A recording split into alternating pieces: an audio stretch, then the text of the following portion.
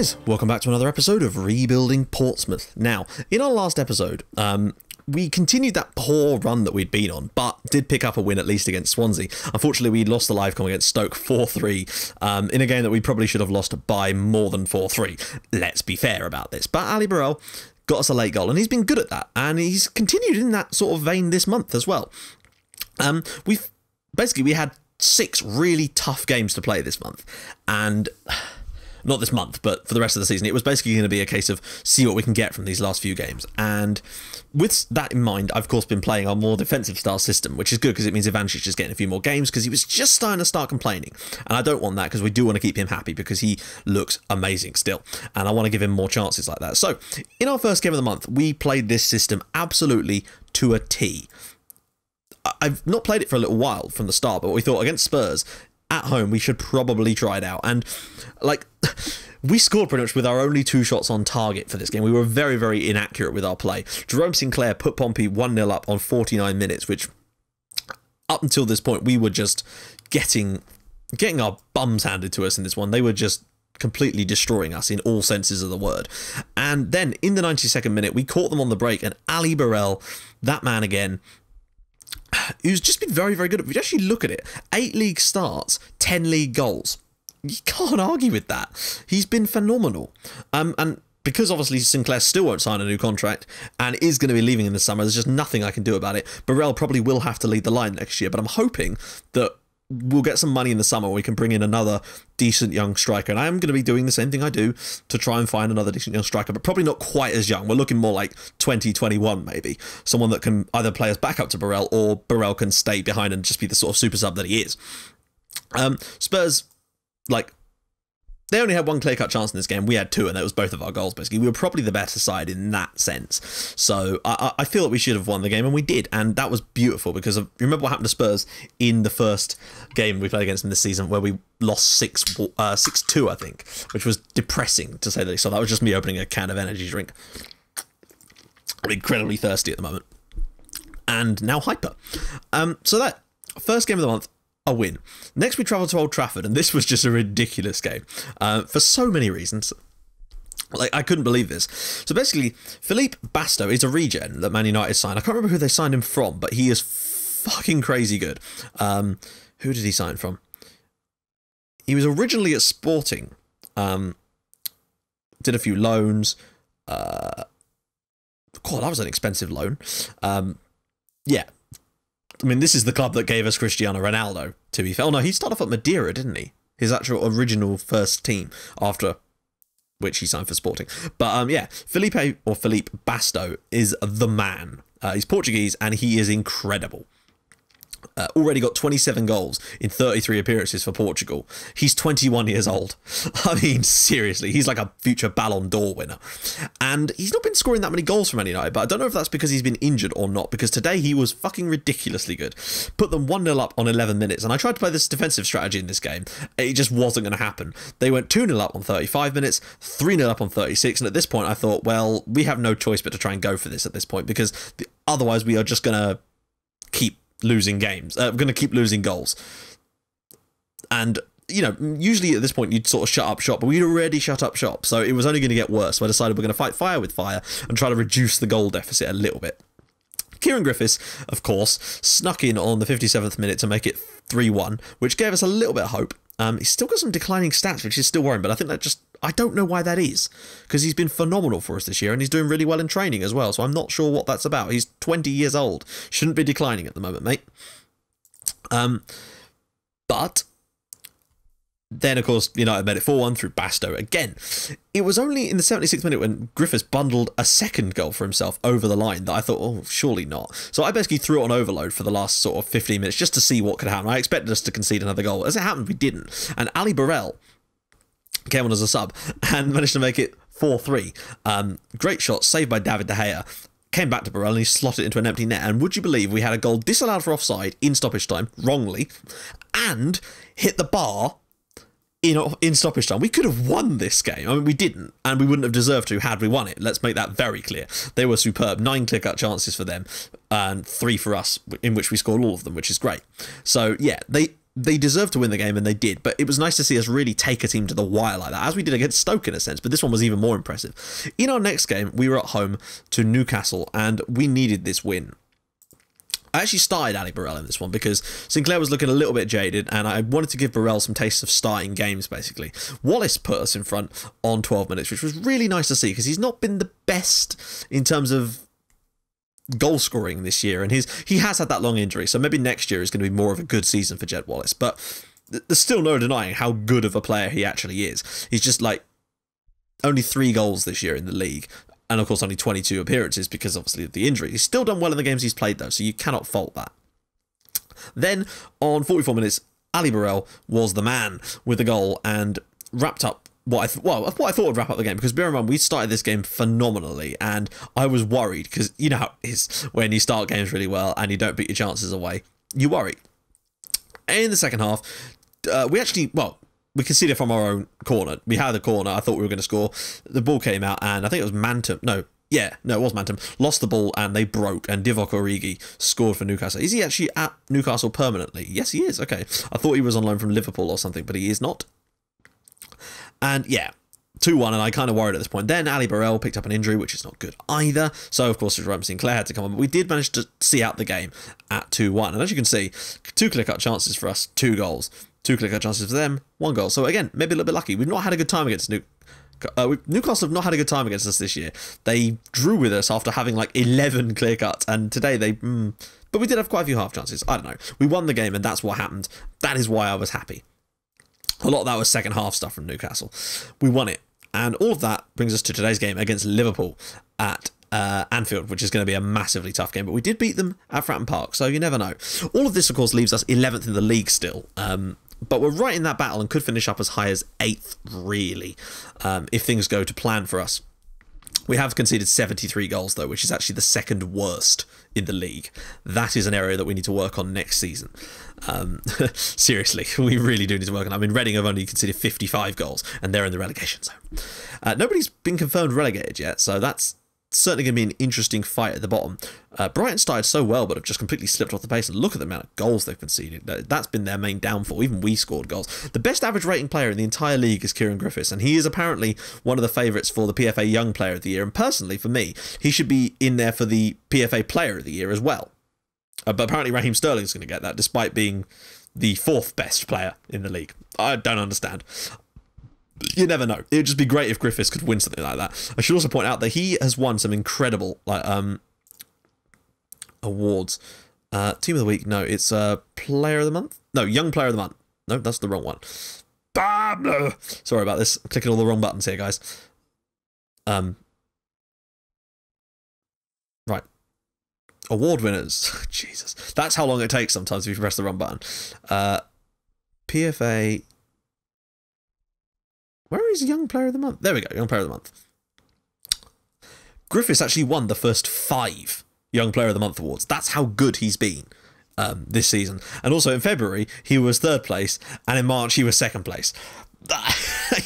He's just an absolute phenomenon, I swear. It's because he didn't score any goals in those games. However, he's probably going to win it again in April because of his performance against Man United. So, let's get straight into things now. Oh no, we're going to look at the squad, what we're doing.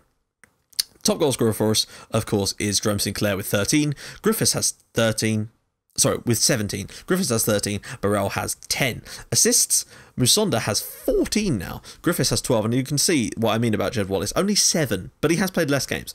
Player of the match, of course, Griffiths with 8, which is unbelievable. Pass rating, Manton with 86 is actually very strong. Yellow cards, Watmore has 10. And, of course, reds, we've had Watmore, Manton, Webster, Yanko, and Andy McLaughlin out on loan has also been suspended. Average rating is Kieran Griffiths. And Jed Wallace has still been good there. We also have a new affiliate side, which is OHL in Belgium, because I just figured we could do with another one, maybe to get some work permits, because I don't know which country the best one to get those affiliates is. Like the best one to get that European citizenship. I've heard it's Belgium, but if someone could let me know what country is best to have an affiliate for work permits, then great, because I want to try and get one there. I don't know if it is Belgium or not, but we now have Belgium and a club in Portugal. But yeah. So, because people like Gonzalo Larrea, I've just given him a new contract, but I really want to get him a permit, basically, because he's going to be good, clearly. We signed him a while ago, but he's clearly going to be awesome. And I want to be able to have that ability, because I can start looking at some of the regens from South America, even without the work permit problem. That's why I want to do that. Right, so let's get into the match preview screen today. We are away, so we're going to definitely be playing a 4-5... I don't know. Right, we're going to go with this, which means Avancic, of course, will play. Or he should do. There we go. Sinclair will obviously start. Ali Burrell isn't really fit. I'm going to start Sinclair. He has scored a lot of goals for us this year, although won't be with us next year.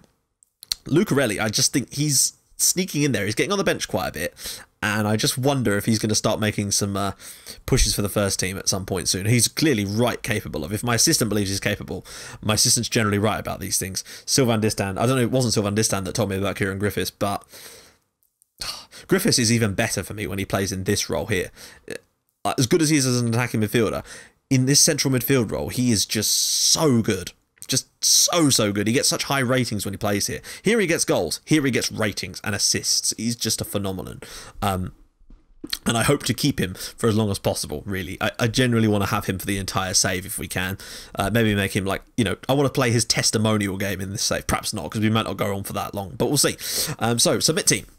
Let's get this one going. And it's amazing how many players we've actually got in this team that were with us in League 2 still. You know, Wallace, Watmore and Webster all played for us in League 2. And Griffiths, I believe, played a couple of games in League 2 as well. I'm not entirely sure on that one. We will just take a little gander at that. In fact, let's just have a look. I don't know if he did play for us in League 2 or not.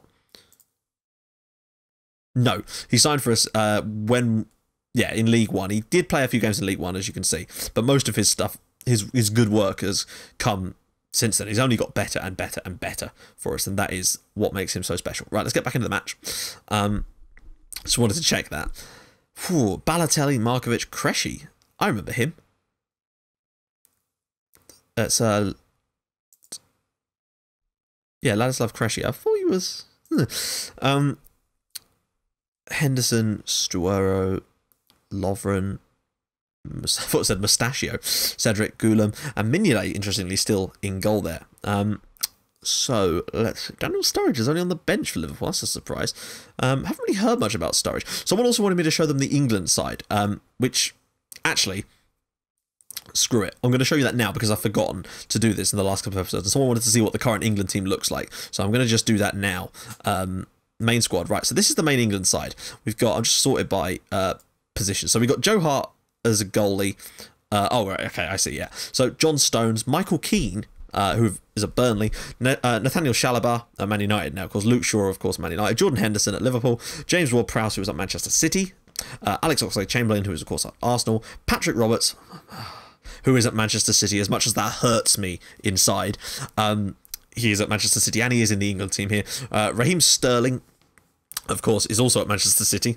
I'm sure Liverpool fans know exactly how I feel about Patrick Roberts, because they probably feel the exact same way about Raheem Sterling being at Manchester City. Danny Welbeck is still in the England side at Arsenal. John Ruddy on the bench. John Flanagan at Man United now, which is a very strange decision to move from Liverpool to United. Dele Alli, of course, at Norwich. There's quite a few Norwich players in here, you'll notice. Daniel Sturridge at Liverpool. Ross Barkley of Everton, of course. Nathaniel Klein still at Southampton. Eric Dyer at Norwich now. Josh Murphy, who's of course at Norwich as well, worth 20 million quid. Ryan Bennett, again of Norwich. Jack Butland of Hull. Adrian Lawson, who is a regen at Manchester City. He's the first regen, I think, to break into the England side, basically. And you can sort of understand why. He's fucking amazing. And he will be very, very good as well. And Phil Jones at Manchester United. That is the England team. So, enjoy. Right, let's get into the match now, before we waste any more time. Opposition instructions. Yep, you got it, Sylvain. I don't know what I'm expecting from the game against Liverpool at Anfield. They're a good side this season. I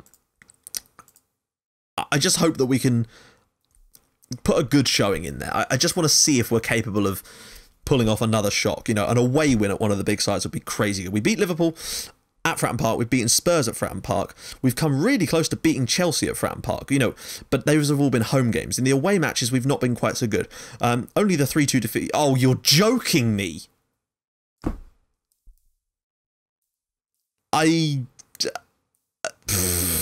32 seconds into the game, and we don't have a defensive midfielder on the bench because Chinaz is just not good enough. I'm going to have to sign a new one, and, oh, of course, yeah, we'll bring Musonda back.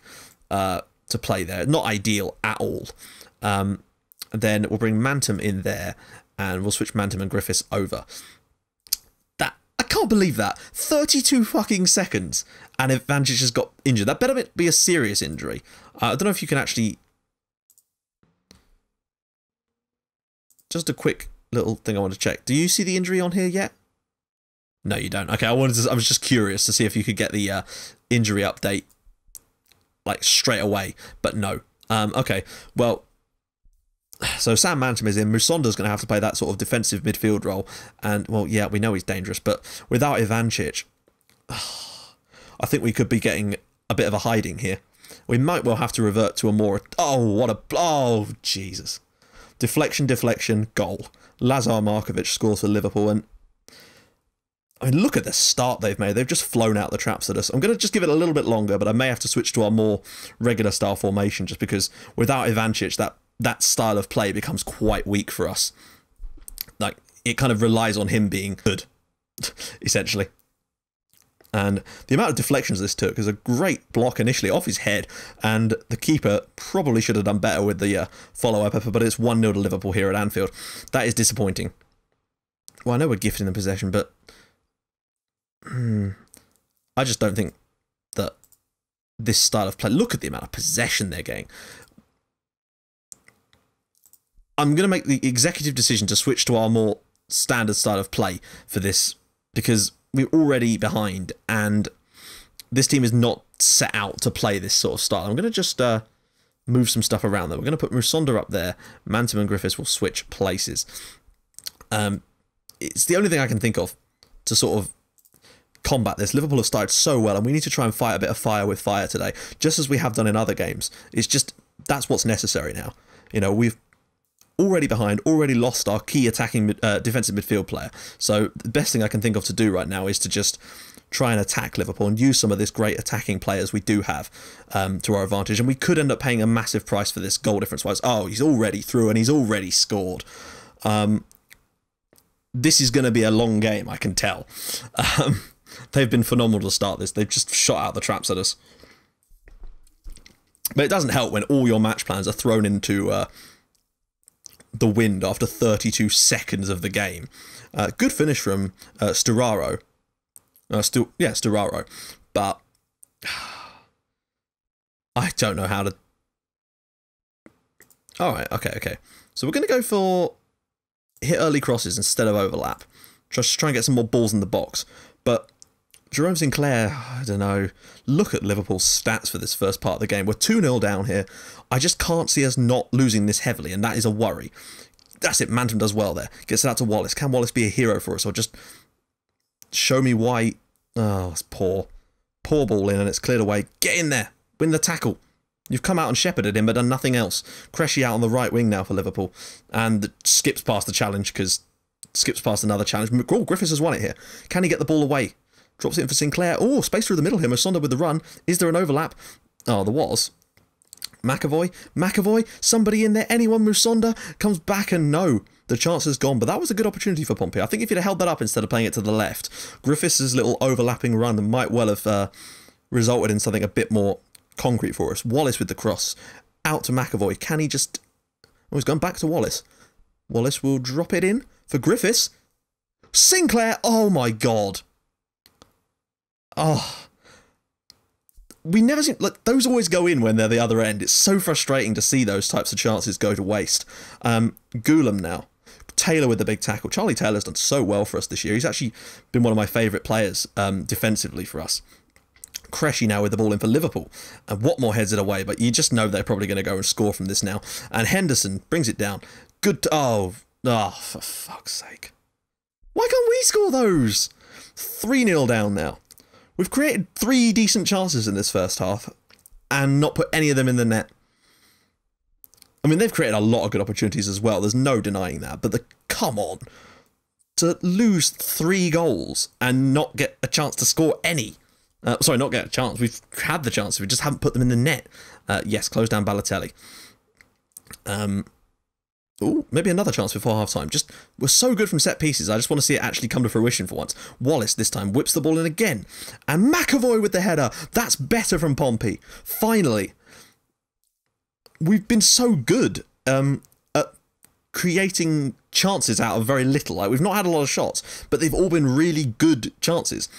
Musonda with the ball back out there for Wallace, and Wallace is going to get the assist on this at least.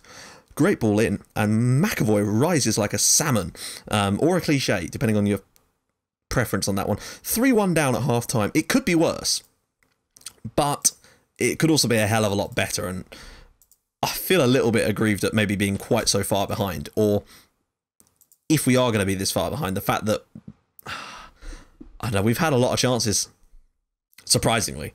What else can we change here?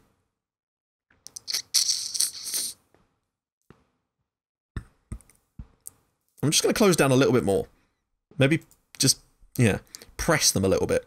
Since we are compacting that space, if we close them down, it might, you know, play Liverpool at their own game, if that's the sort of football they're still trying to play.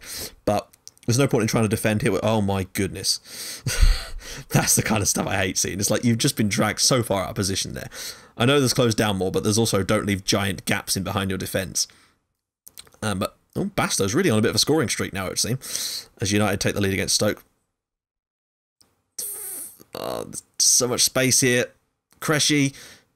Oh, big chance for Liverpool. Probably should have done better there. Ladislav Cressy. We're on counter still. Maybe we should just throw it on attacking now. I've tried this a few times and it has... This is what I did against Southampton and it actually did work, but I can't see it working today. Liverpool are a better side than Southampton. No offence, Saints fans. Substitution to... Oh, okay. Substitution time after... That's great. I'm going to make the substitution now. That way it's prepared. Sinclair hasn't had a good time of it today so far, so I'm going to bring on Burrell. He offers us a slightly different option. He's got that dribbling ability and it might just allow us to... Great tackle. Ball up. Musonda's actually got a man running behind here if you can find him. Sinclair, Wallace is right over here. Now Buster Guts to get in the box here. Please. Oh, come on. That's poor. Yanko's ball in. McAvoy! Oh, Jesus Christ, Kenneth. That had to be a goal. That absolutely had to be a goal. That's our fourth clear-cut opportunity in this game. We've actually been quite good at creating chances from very little. We've had more clear-cut opportunities than they have. They've had a lot of half chances, though. We're going to do a team talk. We're going to tell them to push forward. Because what have we got to lose in this game, other than the game? Yanko now. Musonda.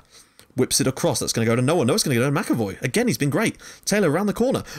Burrell! It's 3-2 here at Anfield. Ali Burrell is the ultimate super sub for me. He comes off the bench. He scores. Liverpool 3, Pompey 2. And surely not. That's another good opportunity. I'm surprised that didn't go down as a clear-cut opportunity. He's right in front of goal. McAvoy does well there. And this is great work from Charlie Taylor. You think he's going to drop it in for McAvoy. Goes long instead. Burrell with the big header. Minilay probably should have done better, but it is 3-2 at Anfield. And Pompey don't half love a good humdinger of a game. We are... Oh, no way. Mantum now. We're getting a few good balls in here. Mantum. Musonda goes short here. Wallace. Oh, what a save. And that's our fifth clear-cut opportunity of the game. We could have been level here. And based on this, you've got to think we probably deserve it as well. McAvoy. Round the corner from Musonda. Has a shot. Blocked. And a foul there. And amazingly, we're going to get another chance here. Musonda's not bad from dead ball situations, guys. I'm just going to take a sip of drink while he scores. That'd be brilliant. Oh! What a... Oh, God's sake.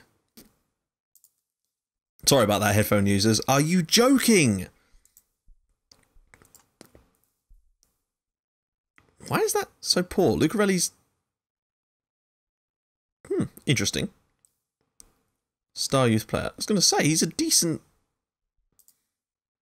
Well, he'll do the job. He's actually started a few games in that position since Alex Shepherd is out on loan now. Not what we needed to see, though.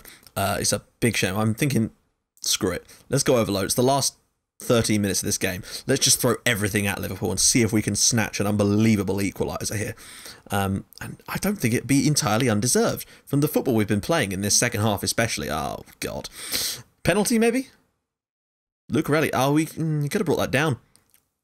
A little bit of an experience from the youngster there, but that's has to be expected. We've given a good show of ourselves. It probably will end up finishing 4-2 to Liverpool, you'd have to think. Griffiths, oh, ball bags. He very nearly played them in there. It was actually quite poor from Kieran Griffiths. Burrell with the flick on, and Musonda's not going to chase that. That's a terrible back pass there. Very nearly caught his goalkeeper out, but Oh, it's weird. Liverpool are just... They're all over us again now. It's a shame.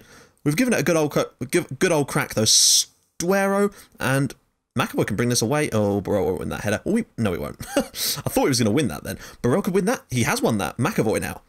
Pompey on the break. Musonda. Can Burrell find a bit of space? Oh, I thought he was in there. Taylor. Ball in. Burrell! Oh. Oh, Jesus, the chance. Ali Burrell could have had that. As good of a super sub as he is, I guess you can't expect him to score all the goals for you.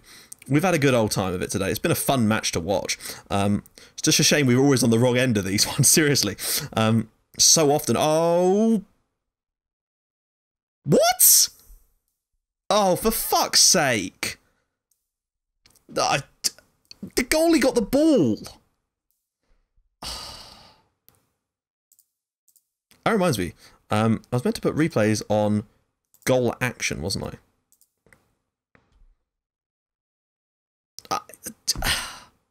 We don't have any more subs. Mantum's a bit more defensive, but... Or do we have any more subs? No, we don't, because we've already had injuries and red cards, and this game just does not like me. Great. Well, that is going to be Liverpool's 4-2. And now we're going to be missing Watmore for 3 matches too. It's the rest of the season, basically. Which is a massive piss take. I can't believe that was a penalty. Well, there you have it. God damn it. Well, it happens. We're never on the right end of these games. Oh, the Southampton game is the only one I can think of that's been like this, and we've been on the correct end of it. Oh, surely they've not got more goals in them. That would be unfair on our side, Phil. Good tackle. Oh, cleared. Burrell. Now get going, Musonda. Get into this position here. Burrell's going to have a run at them. That's... No. It's going to lose the ball. I thought... Oh, good lord. Well, we're going to concede another goal. Oh, no. Taylor. Burrell's in all kinds of space here, and he is through. Ali Burrell. Ali Burrell. And again, the save. Another big chance is missed by Pompey. These sort of opportunities are the ones that we never seem to put in the bloody net, yet they always do. Taylor. So many one-on-ones missed on this game. Musonda, that's offside, surely. Yeah. Oh, I can't believe we've had another chance there. You just can't score for love nor money with those one-on-one opportunities. It's really annoying because those are the most likely ones to score in real life. So rarely do they ever actually go in the net on FM. Well, certainly not for me, anyway. Ball over the top. Abubakar, Markovic, don't let him score. Oh, he's actually missed one as well. Oh, that's brilliant, yeah. Fine for them.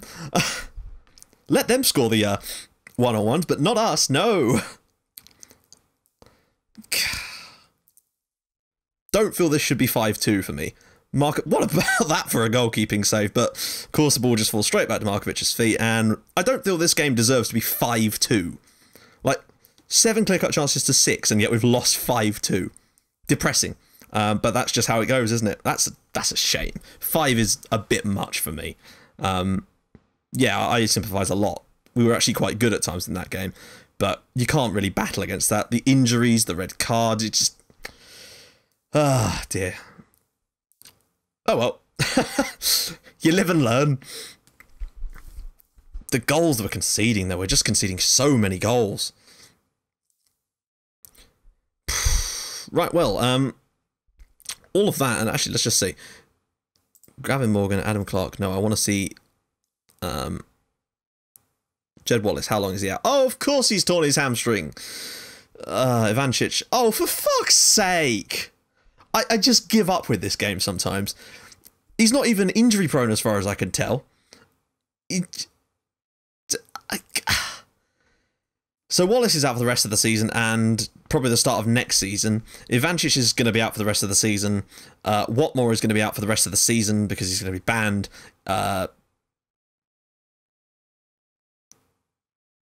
Yeah, I will appeal, actually. Let's appeal. Right, well, there we go, guys. The rest of the season is going to be difficult without Wallace or Ivancic or Watmore or any of our good players, really. Thank God Griffiths didn't get himself sent off in this game or, I don't know, exploded. So there we have it. God, it'd be a shame if we didn't finish in the top 10. It really would. It'd be a little bit disappointing, actually, but what can you do? 78. We've conceded the most goals of any team in this league. So there we have it, guys. If you like what you've seen, please feel free to drop a like on the episode, and if you'd like to even more than that, please feel free to subscribe to my channel for more Portsmouth and Red Star Belgrade in your inbox every single day at 5:30 and 8 o'clock. Join us in the next episode where we will be doing our last game of the season away at Arsenal, so expect us to get absolutely, yeah, battered like a fish. I'll see you guys then. Bye bye.